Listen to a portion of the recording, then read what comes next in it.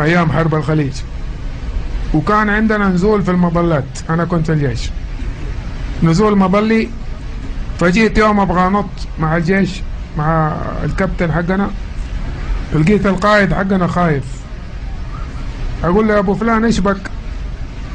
قال لي يا أخي أمس أمي رأت رؤيا إني حنط والمظلة حقي ما حتنفك.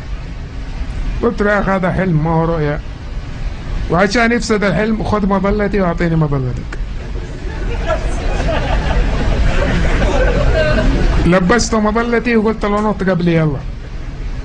نط، فك المظلة انفكت. نطيت بعده فكيت المظلة ما راضية تنفك. اسحب الاستبنة مو راضي ينسحب. نزلت مهوي من جنب القائد. هذا يناديني القائد يقول لي عبد الله فين رايح؟ قلت له رايح اتفاهم مع امك.